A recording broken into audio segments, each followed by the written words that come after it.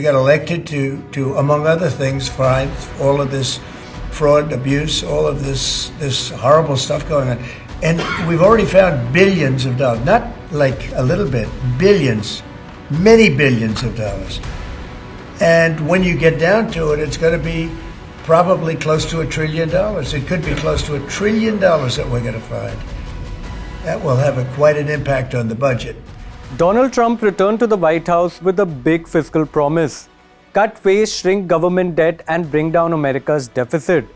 But more than a year into his second term, the numbers are moving in the opposite direction. The US has already run up a $1.8 trillion budget deficit in the first 10 months of fiscal 2026, more than the entire deficit of 2025. So what went wrong? From Doge and tax cuts to tariffs and the Iran war, this is how Trump's promise of fiscal discipline turned into a bigger borrowing problem. As one of his first measures, the administration created Doge, the Department of Government Efficiency, with Elon Musk initially targeting as much as $1 trillion in annual savings. It's not optional for us to reduce the federal expenses, it's essential. It's essential for America to remain solvent as a country, and it's essential for America to have the resources necessary to provide things to its citizens and not simply be servicing vast amounts of debt. But the scale of actual savings fell far short of that ambition, and the broader spending picture remained large. The result? No real impact and concerns over cuts to essential services. So the first part of Trump's fiscal equation, dramatically reducing spending, has not translated into a smaller deficit.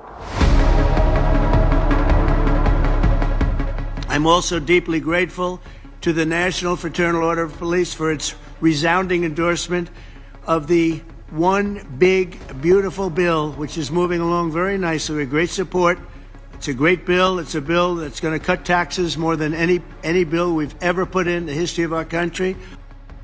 Then came Trump's flagship tax and spending package, the One Big Beautiful Bill Act. The administration argued that lower taxes would stimulate investment, growth, and economic activity. But there is a straightforward fiscal trade-off.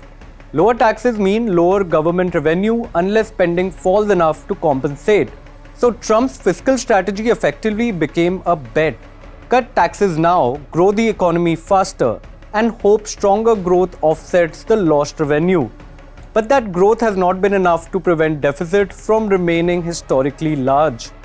CBO now projects a $1.9 trillion deficit for fiscal 2026, or about 5.8% of GDP. Foreign leaders have stolen our jobs, foreign cheaters have ransacked our factories, and foreign scavengers have torn apart our once beautiful American dream. Then came Trump's other major fiscal weapon, tariffs.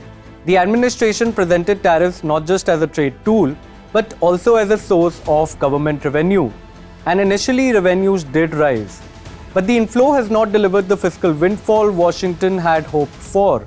In July, US custom receipts were hit by large tariff refunds, including refunds linked to the Supreme Court ruling on emergency tariff. The Treasury actually recorded net outflows of $8.55 billion from custom duties in July.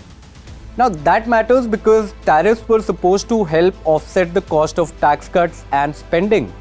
Instead, the revenue stream has proved much less reliable. And there is another problem. Tariffs can raise the price of imported goods, adding inflationary pressure. So the policy intended to raise revenue can simultaneously increase cost for businesses and consumers. This can also potentially keep interest rates higher.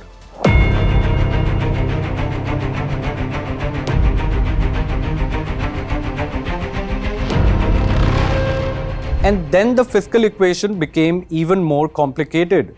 The US war with Iran has created another major spending requirement.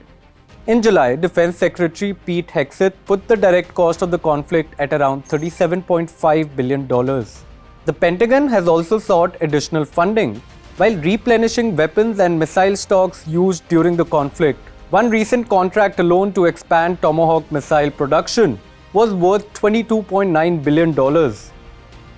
And the war has created cost far beyond the Pentagon. The conflict has disrupted oil flows through the Strait of Hormuz, pushing crude prices higher and adding to inflation pressure. At the same time, the Treasury is already paying more to finance America's enormous debt. The 30-year Treasury yield recently crossed 5.2%, reaching its highest auction level in roughly 25 years. That means every new dollar borrowed and every old debt that has to be refinanced becomes more expensive. And this is where economics meets politics.